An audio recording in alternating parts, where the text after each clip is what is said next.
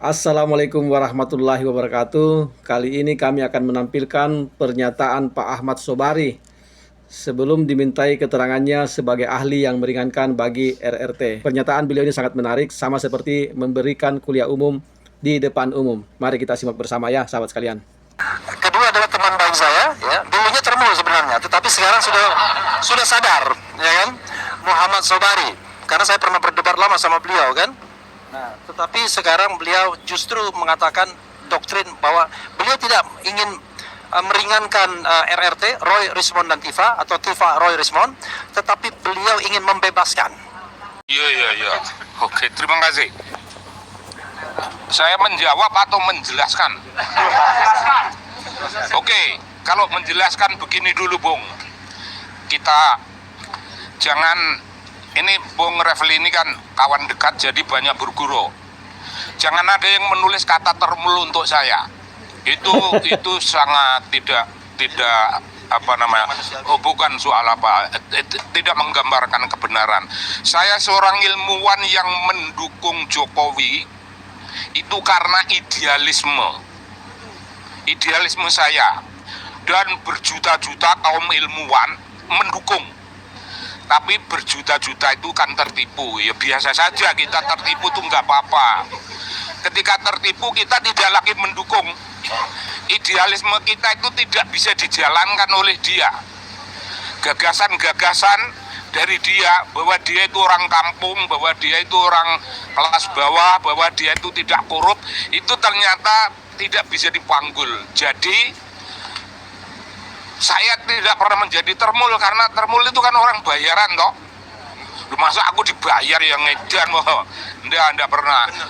Para ilmuwan itu semuanya tidak ada yang mendapat uang rokok. Rokok saja nggak dapat. Seperti contoh dua akun ini ya, akun termul yang mungkin dapat bayaran seperti apa yang dikatakan Pak Muhammad Sobari barusan. Nah, sekarang itu deklarasi tingkat awal. Yang kedua, saya hadir di sini sebagai orang yang akan menjelaskan dunia keilmuan dalam bidang kebudayaan.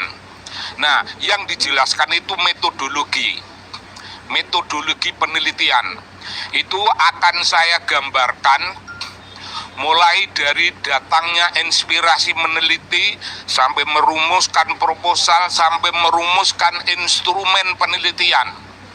Instrumen penelitian ada dengan wawancara, ada dengan studi dokumen atau archive research, ada yang studi studi media. Studi media itu ada penting, itu bukan media berita pada umumnya, tapi itu kalau media menuliskan investigatif journalism atau inspektigatif report. Kalau report semacam itu bisa menjadi bahan penelitian. Dalam urusan menyatakan kebenaran dengan segenap risiko, tidak terlalu banyak orang berani. Tapi 3 orang ini berani. Nah, mayoritas golongan akademisi, golongan ilmuwan, golongan intelektual, golongan aktivis, mayoritas itu orang yang sedang nyanyi sunyi, orang bisu. Itu terminologi Pramudia Anantatur. Nyanyi sunyi orang bisu. Mereka tidak, mereka ini oracle, mereka ini resi, mereka ini begawan. Tidak ada keberatan mereka. Nah, yang dilakukan oleh mereka itu 3 tokoh ini sedang menjalankan apa yang namanya the role of intellectuals, peranan kaum intelektual.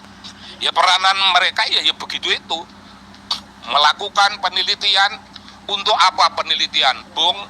Untuk menyampaikan suatu pesan dunia imajiner, tapi itu dunia ilmu, pesan namanya narasi, menyampaikan apa yang namanya risalah kebenaran. Tugas beliau ini menyampaikan risalah kebenaran kepada khalayak rame, mungkin untuk seluruh Indonesia, mungkin untuk dunia. Risalah kebenaran itu disampaikan karena tugas kaum ilmuwan seperti itu. Risalah kebenaran itu mulia kalau Anda semuanya mengingat para rasul yang disebutkan arsala rasulah bil huda wa dinil haq. Rasul-rasul itu menyampaikan risalah kebenaran, itu risalah langit. Kalau risalah kebenaran yang disampaikan 3 sahabat kita ini, itu risalah ilmiah, risalah terbatas, bisa saja didebat. Nah, kalau Anda mau mendebat, debatlah pada wilayah yang namanya dunia ilmu yang tadi saya gambarkan. Dari wawancara tingkat pertama sampai akhir, aneka macam instrumen penelitian dipakai, sampai penulisan buku. Itu wilayah mereka, itu wilayah bebas perdebatan.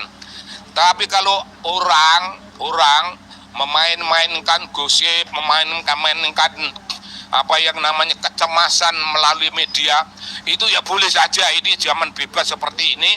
Tapi itu bukan wilayah perdebatan akademik, itu perdebatan omong kosong. Ya kalau perlu kita layani, mungkin saya bisa melayani. Tapi kalau enggak, yang ngapain itu melayani begitu, kita ngerokok saja lebih baik. Ngopi, gak usah dilayani yang begitu-begitu. Jadi ingat, wilayah perdebatan beliau-beliau itu mulai dari inspirasi pertama untuk meneliti sampai ke selesainya penelitian, sampai ke selesainya penulisan. Saya ingin menjelaskan, itu penjelasan ilmuwan, sekarang penjelasan budayawan. Tapi nanti habis pemeriksaan press conference lagi kita. Enggak masalah. Penjelasan dari perspektif kebudayaan, saya merasa perlu. Setelah beliau-beliau bisa melakukan deskripsi yang sifatnya analytical, deskriptif analisis terhadap hasil-hasil, terhadap fenomena lapangan yang terkumpul menjadi suatu body of knowledge, itu diperlukan kemampuan menulis. Kemampuan menulis itu namanya literary writing style. Gaya penulisan sastrawi. Bung, itu penting sekali. Pertama, bagi saya yang belajar antropologi itu punya tradisi. Kalau mau menulis, orang-orang antropologi menulis kok kaku, itu belum dianggap. Jadi antropologi harus menulis dengan eloquent expression, langgam yang enak, langgam yang mudah dipahami oleh pembaca. Sahabat sekalian, demikian dulu video kami. Nanti kita lanjut lagi setelah beliau memberikan keterangan sebagai ahli di Polda Metro Jaya. Wabillahi taufiq wal hidayah. Wassalamualaikum warahmatullahi wabarakatuh.